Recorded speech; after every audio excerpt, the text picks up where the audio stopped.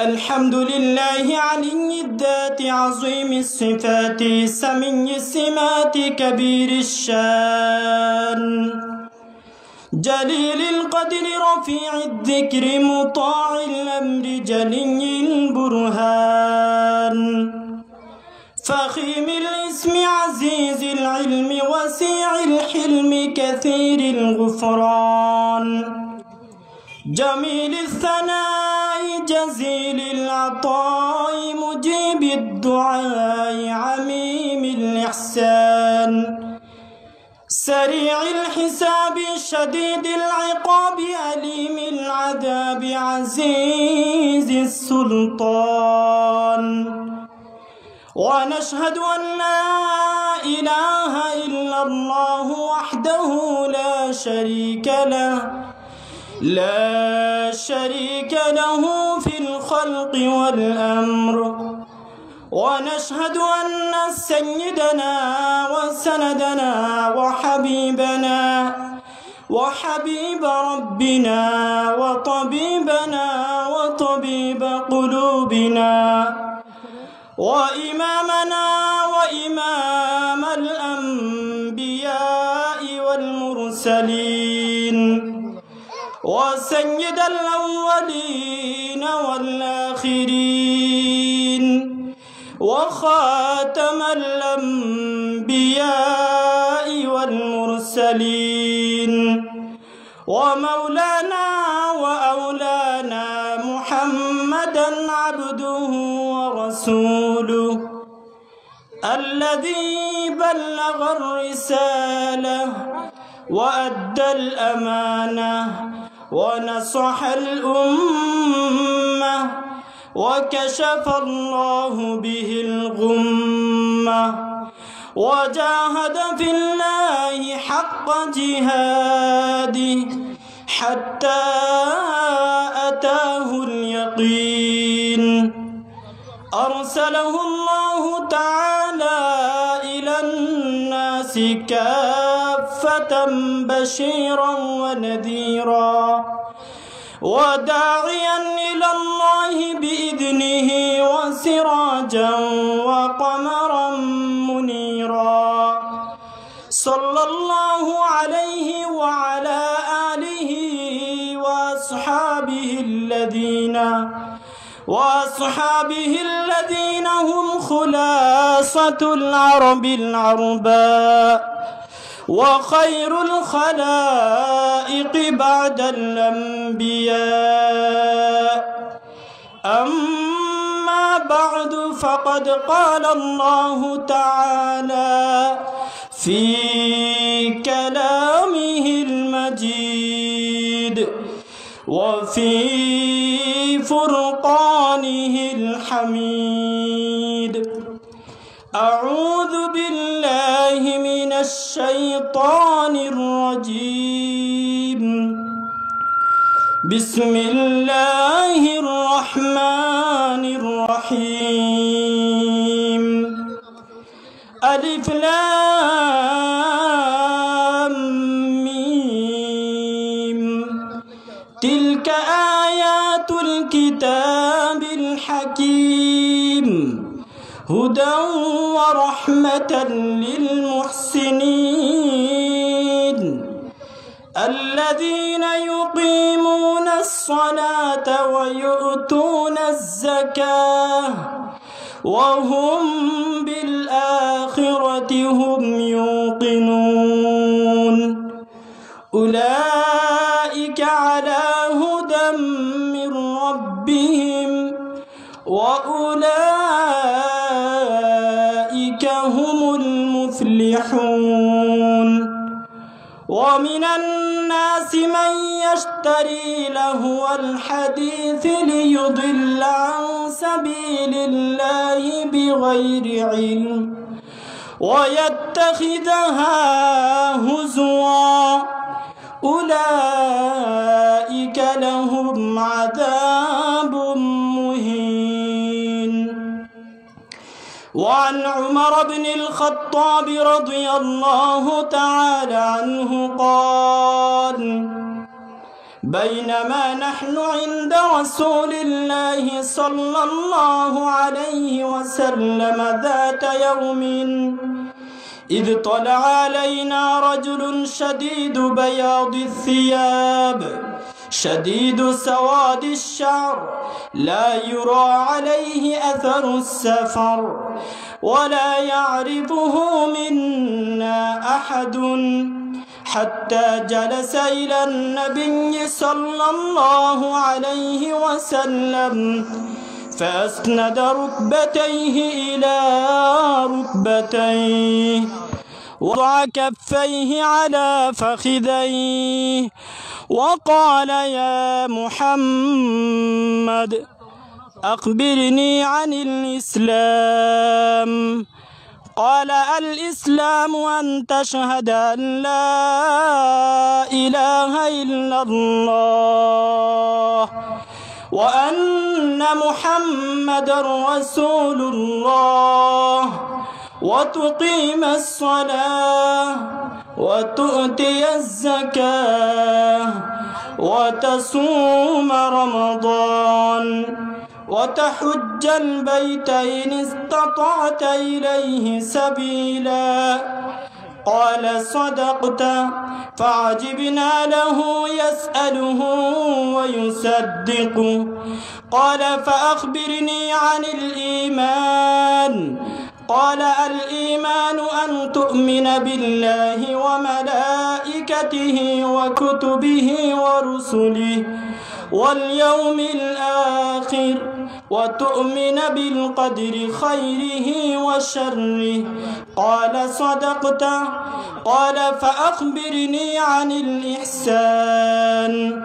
قال أن تعبد الله كأنك تراه فإن لم تكن تراه فإنه يراك. قال فأخبرني عن الساعة. قال ما المسؤول عنها بأعلم من السائل. قال فأخبرني عن أماراتها. قال أن تلد الأمة ربتها وفي رواية ربها وأن ترى الحفاة العراة العالة رعاء الشاء يتطاولون في البنيان. قال ثم انطلق فلبثت ملجا ثم قال لي يا عمر أتدري من السائل؟ قلت الله ورسوله أعلم. قال فإنه جبريل أتاكم يعلمكم دينكم. رواه مسلم. صدق الله العلي العظيم وصدق رسوله النبي الأمي الكريم ونحن على ذلك لمن الشاهدين والشاكرين والحمد لله رب العالمين. توحید کی امانات سینوں میں ہے ہمارا. توحید کی امانات سینوں میں ہے ہمارا. آسان ہی مٹانا نام نشاں ہمارا. آسان ہی مٹانا نام نشاں ہمارا. डरता नहीं मुसलमान किसी से. डरता नहीं मुसलमान किसी से. जब मिल गई दौलत ईमान नबी से. जब मिल गई दौलत ईमान नबी से. अल्हम्दुलिल्लाह আল ইত্তেফাক ইসলামী যুব সংঘ কর্তৃক আয়োজিত আজকের মহতি মাহফিলের মুআজ্জাজ মুকাররম সদরে ইজলাস, মঞ্চে উপবিষ্ট দিগার উলামায়ে কেরাম, সামনে উপবিষ্ট মুরব্বিয়ান আযম ও যুবক ভাইরা আমার, বিভিন্ন মাদ্রাসা থেকে আগত আজিজ তালাবা, পর্দার আড়ালের সম্মানিতা মা ও বোনেরা, সর্বপ্রথম আমরা মহান আল্লাহর দরবারে লাখো কোটি শুকর ও সুজুদ আদায় করি, যিনি আমাদেরকে দয়া করে ভালোবেসে নির্বাচিত করে এই মাহফিলের মধ্যে আসার এবং বসার তৌফিক দান করেছেন। সাথে সাথে আমলের নিয়তে দুই চারটি কথা বলা এবং শোনার তৌফিক দান করেছেন। তাই অন্তরে অন্তঃস্থল থেকে জুরে সুরে কালিমাতুশ শুকুর আদায় করি আলহামদুলিল্লাহ। মুহতারাম হাজিরিন, আল্লাহ যেভাবে বড়, তার শান ও শৌকত, আজমত, মাহাত্ম্য, বড়ত্ব ঠিক তেমনি ভাবে বড়। তাই তার আলিশান মাকামে আমাদের শুকরিয়া আদায়ের আওয়াজটাও বড় হওয়া উচিত। তাই আবারও জুরে সুরে কালিমাতুশ শুকুর আদায় করি আলহামদুলিল্লাহ। মুহতারাম হাজিরিন, শুকরিয়া আদায় করলে আমাদের কি লাভ, আর শুকরিয়া আদায় না করলে আমাদের কি ক্ষতি?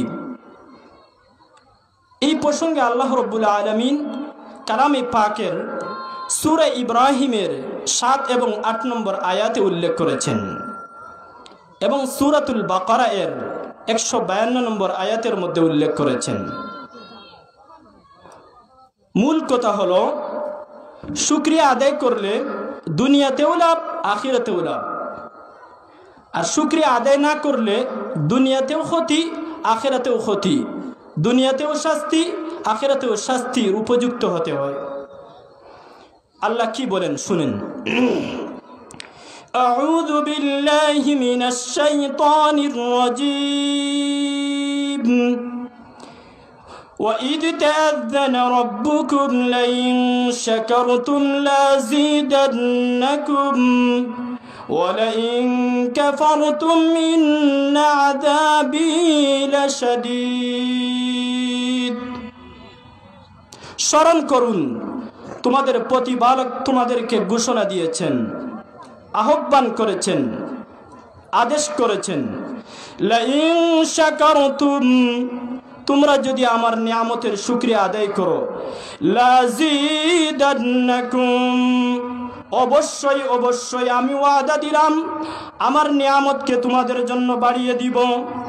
ওয়ালাইন কাফারতুম, আর যদি তোমরা আমার নিয়ামতের নাশুকরি করো, ইন্না আযাবি লাশাদীদ, জেনে রাখো আমার শাস্তি খুব ভয়ঙ্কর।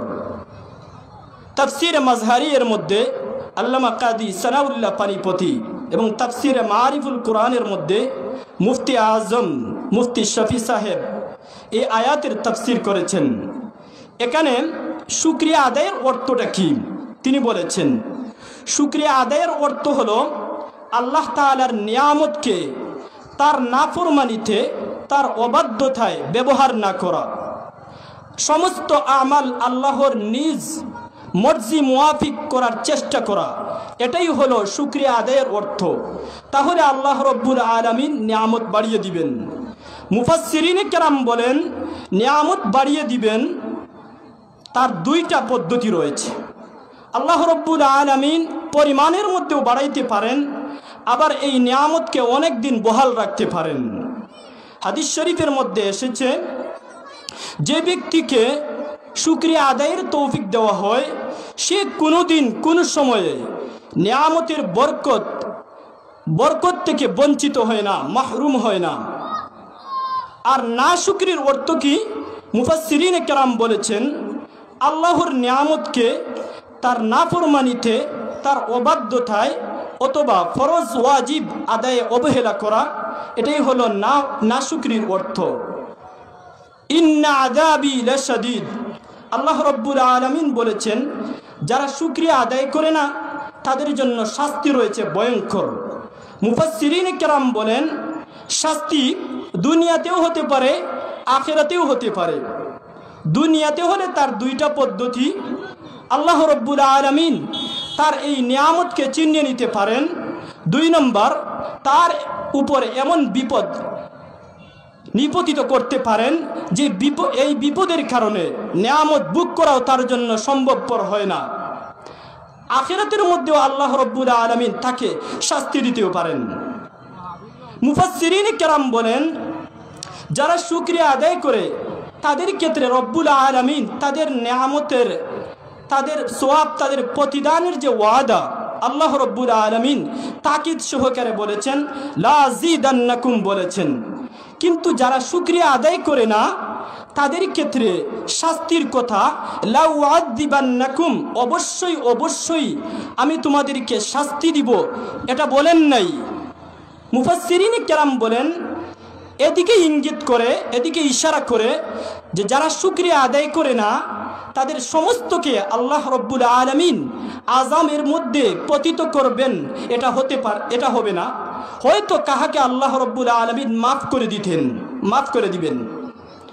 পরের আয়াতে রব্বুল আলামিন মূসা আলাইহিস সালাতু ওয়াস সালামের কথাকে নকল করে বলেন, ওয়াকালা মূসা ইন তাকফুরু আনতুম ওয়া মান ফিল আরদি জামিআ ফাইন্নাল্লাহা লাগানিয়্যুন হামিদ।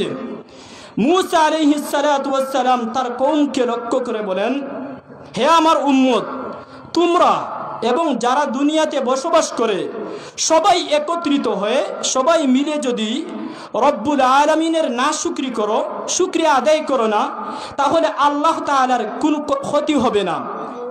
ফাইন্নাল্লাহা লাগানিয়্যুন হামিদ, নিশ্চয় রব্বুল আলামিন তোমাদের সবার তারিফ এবং প্রশংসা, কৃতজ্ঞতা এগুলো থেকে আল্লাহ রব্বুল আলামিন অমুখাপেক্ষী, আর তিনি তার নিজ সত্তায় প্রশংসিত। এই আয়াতের মধ্যে রব্বুল আলামিন বলছেন যে শুকরিয়া যদি তোমরা নাও আদায় করো তাহলে আমি রব্বুল আলামিনের কোনো ক্ষতি নেই, কারণ আমার অনেক ফেরেশতা রয়েছে, তারা সর্বদা আমার শুকরিয়া আদায়ে মুখরিত আছে এবং আমার সৃষ্টির অণু পরমাণু সব কিছু আল্লাহ তাআলার শুকরিয়া আদায়ের মধ্যে ব্যস্ত আছে। যদিও আমরা তাদের শুকরিয়ার শব্দটা আমরা বুঝতে পারি না। কুরআন বলছে, তুসাব্বিহু লাহু মান ফিস সামাওয়াতি ওয়াল আরদি ওয়া মান ফীহিন, আসমান জমিনের মধ্যে যা কিছু আছে সব কিছু রব্বুল আলামিনের বরত্ব তাসবিহ পাঠ করেছে। সূরাতুল বাকারার মধ্যে রব্বুল আলামিন কি বলছেন শুনুন, ফাযকুরুনি আযকুরকুম ওয়াশকুরুলি ওয়ালা তাকফুরুন, তোমরা আমার আলোচনা করো, তোমরা আমাকে স্মরণ করো। আযকুরকুম, তাহলে আমিও তোমাদেরকে স্মরণে রাখবো। ওয়াশকুরুলি, তোমরা আমার শুকরিয়া আদায় করো। ওয়ালা তাকফুরুন, তোমরা আমার নাশুকরি করো না। ইমাম বুখারী, ইমাম মুসলিম, তাদের উস্তাদ, প্রসিদ্ধ 4 ইমামের অন্যতম ইমাম আহমদ ইবনে মুহাম্মদ ইবনে হাম্বল, তিনি তার কিতাবুজ জুহদের মধ্যে একটি রওয়ায়াত এনেছেন। কিতাবুজ জুহদে, যেই কিতাবটি আজ থেকে প্রায় 1200 বৎসর আগের লিখিত কিতাব হাদিস শাস্ত্রের উপর, এই কিতাবের মধ্যে একটি হাদিস এনেছেন। হযরত মুগীরা ইবনে উয়াইনা থেকে হাদিসটি বর্ণিত। আল্লাহর নবী নূহ আলাইহিস সালাতু ওয়াস সালাম যখন খাওয়া দাওয়া শেষ করতেন তখন তিনি বলতেন, মুগীরা ইবনে উয়াইনা নে মুহাম্মদ ইবনে কাব কুরাজি রাহিমাহুল্লাহু তাআলা থেকে বর্ণিত, তিনি বিশিষ্ট তাবিঈও ছিলেন। তিনি বর্ণনা করেন, আল্লাহর নবী নূহ আলাইহিস সালাতু ওয়াস সালাম যখন খাওয়া দাওয়া শেষ করতেন তখন আল্লাহর শুকরিয়া হিসাবে বলতেন আলহামদুলিল্লাহ। আবার যখন পানি পান করতেন তখন আল্লাহর শুকরিয়া হিসাবে বলতেন আলহামদুলিল্লাহ। আবার যখন তিনি পোশাক পরিধান করতেন তখন তিনি আল্লাহর শুকরিয়া হিসাবে বলতেন আলহামদুলিল্লাহ। আবার যখন তিনি কোনো যানবাহনে আরোহণ করতেন তখনও তিনি বলতেন আলহামদুলিল্লাহ। এই জন্য রব্বুল আলামিন তার শানে বলেছেন, ইন্নাহু কানা আবদান শাকুরা, তিনি আমার শুকরগুজার বান্দা ছিলেন। এই জন্য মুহতারাম হাজিরিন, এই রাওয়ায়াত থেকে শিক্ষণীয় বিষয় হলো আমাদের জন্য সর্বদা আল্লাহর শুকরগুজার বান্দা হওয়া। ইমাম আহমদ ইবনে হাম্বল আরেকটি রাওয়ায়াত এনেছেন হযরত আবুল জালদ থেকে। তিনি বলেন, আল্লাহর নবী মূসা আলাইহিস সালাতু ওয়াস সালাম আল্লাহর কাছে ফরিয়াদ করে বলেন, এলাহি কাইফা আশকুরুকা ওয়া আসগরু নি'মাতিন ওয়াজাতাহা ইনদি মিন নি'মিকা লা ইউজাজি বিহা আমালি কুল্লুহু। হে আমার ইলাহ, হে আমার মাবুদ, আমি কিভাবে আপনার শুকরিয়া আদায় করে শেষ করব? আপনি আপনার নিয়ামত সমূহ থেকে যে ছোট্ট নিয়ামত আমার প্রতি দান করেছেন, আমি যদি আমার সমস্ত আমল উহার মোকাবেলায় একত্রিত করি তাহলে ওই ছোট্ট আমলেরও বরাবর হবে না। রব্বুল আলামিন ওহির মাধ্যমে জানালেন, আল আনা ইয়া মূসা শাকারতানি, হে মূসা তুমি এতক্ষণে আমার শুকরিয়া আদায় করতে পারলে। ইমাম আহমদ ইবনে হাম্বল আরেকটি রওয়ায়াত এনেছেন এই প্রসঙ্গে হযরত হাসান বসরি থেকে। তিনি বলেন, আল্লাহর নবী দাউদ আলাইহিস সালাতু ওয়াস সালাম আল্লাহর কাছে ফরিয়াদ করে বললেন, এলাহি লাউ আন্না লিকুল্লি শারাতিন মিন্নি লিসানাইনি ইউসাব্বিহানিল লাইলা ওয়ান নাহার ওয়াদ দাহরা কুল্লাহ মা কাযাইতু হাক্কা নি'মাতিন। হে আমার ইলাহ, হে আমার মাবুদ, আমার শরীরের যদি প্রতিটি চুলের 2টি জিহ্বা থাকতো, আর যদি দিন রাত এক এক করে সারা যুগ ধরে যদি আপনার তসবিহ পাঠ করত, আপনার শুকরিয়া আদায় করত, তাহলে একটি নিয়ামতের শুকরিয়া আদায় করেও শেষ করা যেত না। ইমাম আহমদ ইবনে হাম্বল যে চতুর্থ যে রিওয়ায়াত এনেছেন মুগীরা ইবনে উয়াইনা থেকে, তিনি বলেছেন, আল্লাহর নবী দাউদ আলাইহিস সালাতু ওয়াস সালাম আল্লাহর কাছে ফরিয়াদ করে বলেন, হাল বাতা ইয়া রাব্বি হাল বাতা আহাদুম মিন খালকিকাল লাইলাতা আতওয়ালা যিকরাল লাকা মিন্নি। হে আমার রব, আপনার মখলুক থেকে, আপনার সৃষ্টি থেকে আমার চেয়েও রাতে কি বেশি সময় ধরে কি আপনাকে কেউ কি স্মরণ করেছে? রব্বুল আলামিন দাউদ আলাইহিস সালাতু ওয়াস সালামকে ওহির মাধ্যমে জানালেন, হে দাউদ, নাম আদ-দিফদা, হে দাউদ, তোমার চেয়ে বেশি সময় ধরে আমাকে স্মরণ করেছে আমার ব্যাং আমাকে বেশি সময় ধরে আমার শুকরিয়া আদায় করে আমাকে ডাকে। রব্বুল আলামিন দাউদ আলাইহিস সালাতু ওয়াস সালামকে আবার ওহির মাধ্যমে জানালেন, হে দাউদ, ই'মালু আলা দাউদ শুকরা ওয়া কালিলুম মিন ইবাদিয়াশ শাকুর। হে দাউদ পরিবাররা, তোমরা আমার শুকরিয়া আদায় করো। ওয়া কালিলুম মিন ইবাদিয়াশ শাকুর। আমার বান্দাদের মধ্য থেকে শুকরগুজার বান্দার সংখ্যা একবারে অল্প, একবারে কম। তখন দাউদ আলাইহিস সালাতু ওয়াস সালাম আল্লাহর কাছে আবার ফরিয়াদ করলেন, এলাহি কাইফা উতিকু শুকরাকা, এলাহি কাইফা উতিকু শুকরাকা ওয়া আনতাল্লাযী তাজিদুনি নি'মাতান ওয়া আনতাল্লাযী তারযুকুনি আলান নি'মাতি আশ-শুকরা আন-নি'ামু মিনকা ওয়াশ-শুকরু মিনকা ফাকাইফা আশকুরুকা। হে আমার ইলাহ, হে আমার মাবুদ, আমি কিভাবে আপনার শুকরিয়া আদায় করে শেষ করব? অথচ আপনি আমার প্রতি আপনার নিয়ামত সমূহ দান করতেছেন এবং নিয়ামতের শুকরিয়া আদায় করার সামর্থ্য দিচ্ছেন, একের পরে এক নিয়ামত নতুনভাবে দিচ্ছেন এবং নিয়ামতও আপনার পক্ষ থেকে, শুকরিয়া আদায়ের সামর্থ্য আপনার পক্ষ থেকে। তাহলে আমি দাউদ কিভাবে আপনার শুকরিয়া আদায় করব? রব্বুল আলামিন দাউদ আলাইহিস সালাতু ওয়াস সালামকে ওহির মাধ্যমে জানালেন, আল আনা ইয়া দাউদ আরাফতানি হাক্কা মারিফাতি। হে দাউদ, তুমি এতক্ষণে আমাকে যথাযথভাবে চিনতে পেরেছো, চিনার মতে চিনতে পেরেছো। মোহতারাম হাজিরিন, এই যে রাওয়ায়াতগুলো বললাম, এর থেকে আমাদের শিক্ষণীয় বিষয় হলো সর্বদা যে যে অবস্থায় আছি সর্বা অবস্থায় আল্লাহর শুকরিয়া আদায় করা। মুআজ্জাজ হাজিরিন, আমি আপনাদের সামনে সূরা লুকমানের শুরু থেকে কয়েকটি আয়াত তেলাওয়াত করেছি। রাসূলের অসংখ্য হাদিস থেকে একখানা লম্বা হাদিসও তেলাওয়াত করেছি, পাঠ করেছি। যদি আল্লাহ রব্বুল আলামিন আমাকে তৌফিক দান করেন, তাহলে তেলাওয়াতকৃত আয়াত এবং পঠিত হাদিসের আলোকে দুই চারটি কথা বলে আমি আমার বক্তব্য শেষ করব। ওমা তৌফিকি ইল্লা বিল্লাহ আলাইহি তাওয়াক্কালতু ওয়া ইলাইহি উনীব।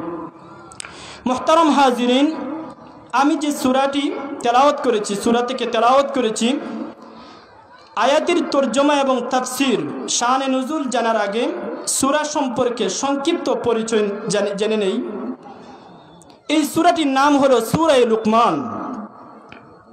মুহতারাম হাজিরিন, প্রশ্ন জাগতে পারে সূরা লুকমান, কেন সূরাকে সূরা লুকমান বলা হয়? মুফাসসিরিন কেরাম বলেন এই সূরার মধ্যে লুকমান আলাইহিস সালাতু ওয়াস সালামের উপদেশ রয়েছে, আলোচনা রয়েছে। এদিকেই লক্ষ্য করে সূরার নাম রেখে দেওয়া হয়েছে সূরা লুকমান। এই সূরার আয়াত সংখ্যা হলো 34টি। আয়াত সংখ্যা কত? 34টি। আর রুকু সংখ্যা হলো 4টি। তানবীরুল মিকবাস ফি শরহে তাফসীর ইবনে আব্বাসের মধ্যে আল্লামা ইয়াকুব ফায়রুজাবাদী লিখেন এই সূরাটি নাজিল হয়েছে মক্কার মধ্যে। নাজালাত বিমক্কা, সূরা লুকমান নাজিল হয়েছে মক্কার মধ্যে।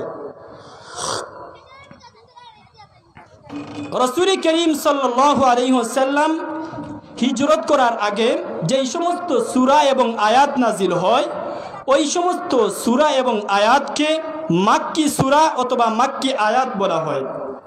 আর যেই সমস্ত সূরা এবং আয়াত রাসূল হিজরতের পরে নাজিল হয়েছে, অবতীর্ণ হয়েছে, এগুলোকে বলা হয় মাদানী সূরা, মাদানী আয়াত।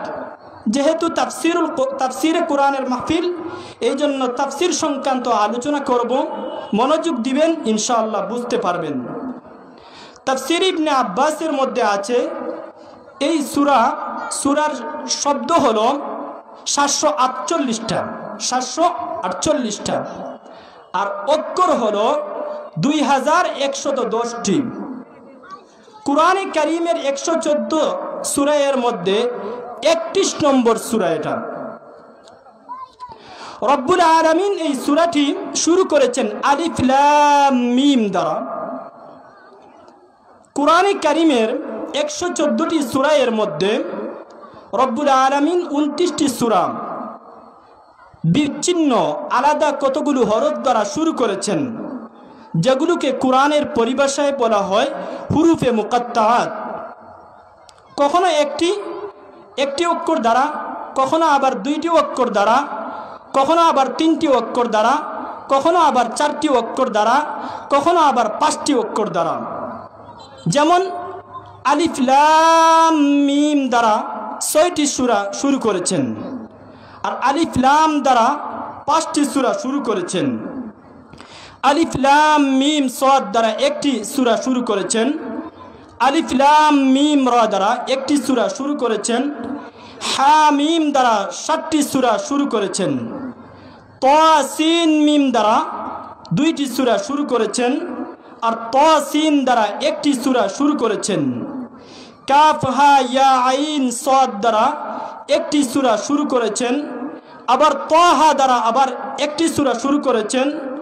ইয়াসিন দ্বারা 1টি সূরা শুরু করেছেন। সাদ দ্বারা 1টি সূরা শুরু করেছেন। সূরা কাফ দ্বারা 1টি সূরা শুরু করেছেন। আবার নুন দ্বারা 1টি সূরা শুরু করেছেন।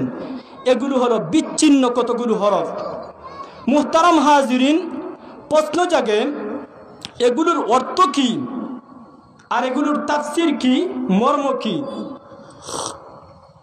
এই প্রসঙ্গে ইমাম কুরতুবী তার তাফসিরের মধ্যে আল জামিউ লি আহকামিল কুরআনের মধ্যে, যেটি প্রসিদ্ধ তাফসির কুরতুবী নামে, এই কিতাবের মধ্যে লিখেছেন অধিকাংশ সাহাবায়ে কেরাম, তাবিঈন আযম, অধিকাংশ উলামায়ে কেরামের মত হলো এই যে বিচ্ছিন্ন হরফ আলিফ লাম মিম, আলিফ লাম রা, এগুলোর অর্থ সম্পর্কে বলেছেন অধিকাংশ মুফাসসিরিন কেরাম, অধিকাংশ সাহাবায়ে কেরাম, তাবিঈন আযম, অধিকাংশ উলামায়ে কেরামের মত হলো এগুলো আল্লাহ তাআলার বেদ, আল্লাহ তাআলার রহস্যপূর্ণ আয়াত।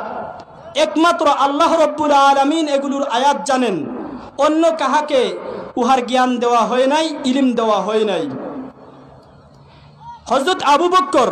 হযরত উমর, হযরত উসমান, হযরত আলী এর মত হলো এগুলো হলো আল্লাহ তাআলার রহস্যজনিত বিষয়, এগুলোর আল্লাহ তাআলার পক্ষ থেকে নাজিল হয়েছে, এই ইয়াকিন রেখে, এই বিশ্বাস রেখে এগুলো তেলাওয়াত করতে হবে।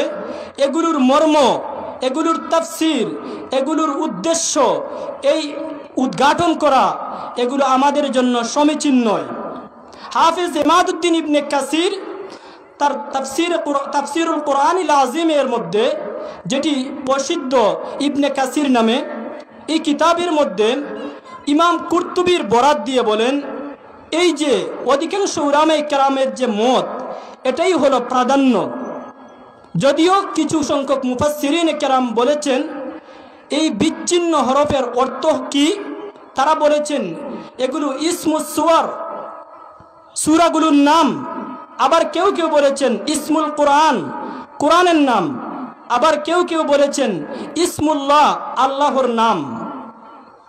যাই হোক, এগুলোর কোনো অর্থ নেই। এই জন্য অধিকাংশ মুফাসসিরিনে কেরাম এগুলোর ব্যাপারে বলেছেন আল্লাহু আ'লামু বিমুরাদিহি বিযালিক, এগুলোর দ্বারা কি উদ্দেশ্য আল্লাহই ভালো জানেন, আমরা জানি না। আসুন পরবর্তী আয়াতের মধ্যে তিলকা আয়াতুল কিতাবিল হাকিম, ওই সমস্ত আয়াত হলো হিকমতওয়ালা বিজ্ঞানময় কিতাবের আয়াত। কুরআন হলো বিজ্ঞান, কুরআন হলো সায়েন্স। আল্লাহ বলেছেন ইয়াসিন ওয়াল কুরআনিল হাকিম, বিজ্ঞানময় কোরআনের কসম। কোরআন হলো বিজ্ঞান, কোরআনের মধ্যে অনেক বিজ্ঞান রয়েছে, সায়েন্স রয়েছে। এই কোরআন দ্বারা রব্বুল আলামিন বিভিন্ন জাতিকে চ্যালেঞ্জ করেছেন।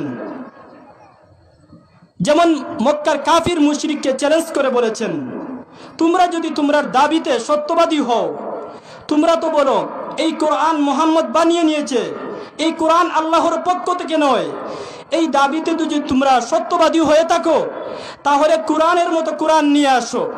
চ্যালেঞ্জ করলাম, নিয়ে আসো কোরআনের মতো কোরআন।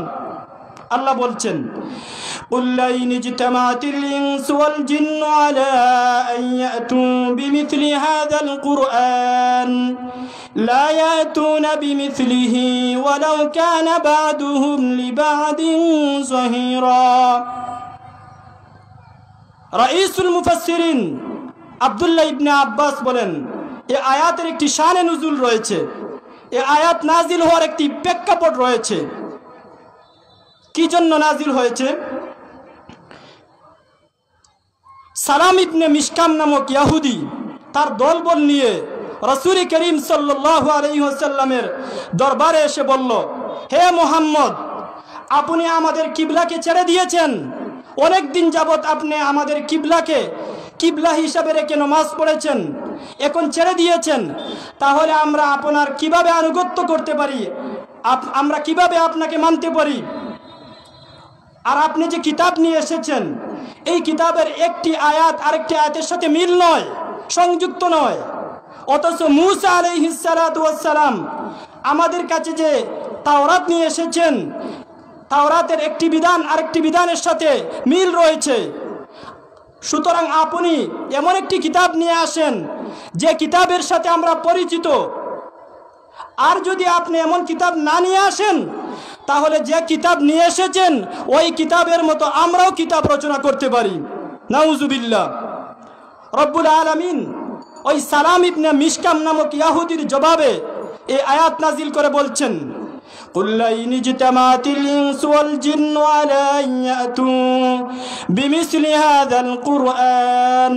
হে নবী, আপনি বলে দিন, আপনি জানিয়ে দিন, সমগ্রবাসীকে জানিয়ে দিন, মানুষ এবং জিন সবাই যদি একত্রিত হয়ে কোরআনের মতো কোরআন রচনা করতে আনতে একত্রিত হয় এবং এই ব্যাপারে যদি একে অন্য কেউ সাহায্য করে, তারপরেও কোরআনের মতো কোরআন নিয়ে আসতে পারবে না। রব্বুল আলামিন ক্লান্ত হননি, আবারও চ্যালেঞ্জ করেছেন, তোমরা যদি তোমরার দাবিতে সত্যবাদী হও, তাহলে তোমরা প্রথম তো তোমরা কোরআনের মতো কোরআন নিয়ে আসতে পারো নাই, তাহলে কোরআনের 10টি সূরার মতো 10টি সূরা নিয়ে আসো। আল্লাহ চ্যালেঞ্জ করেছেন, আমি আকুলুন আফতারা, হে নবী কাফের মুশরিকরা কি রচনা করে অপবাদ দেয়, قل إن افتريته قل فأتوا بعشر سور مثله مفتريات وادعوا من استطعتم من دون الله إن كنتم صادقين। হে নবী কাফের মুশরিকরা জানিয়ে দিন, বলে দিন, তোমরা যদি তোমরার দাবিতে সত্যবাদী হও তাহলে তোমরা কোরআনের মতো 10টি সূরা নিয়ে আসো। ফাইল্লাম ইয়াস্তাজিবু লাকুম, কিন্তু তারা এই চ্যালেঞ্জের মোকাবেলা করেনি। রব্বুল আলামিন কেলাম তখন আবার চ্যালেঞ্জ ছুড়েছেন। 3 নম্বর যে চ্যালেঞ্জ, তোমরা যদি 10টি সূরা নিয়ে আসতে না পারো তাহলে কমপক্ষে সংক্ষিপ্ত একটি ছোট্ট সূরা নিয়ে আসো। রব্বুল আলামিন চ্যালেঞ্জ করে বলেন, ওয়া ইন কুনতুম ফি রাইবিম মিম্মা নাযালনা আলা আবদিনা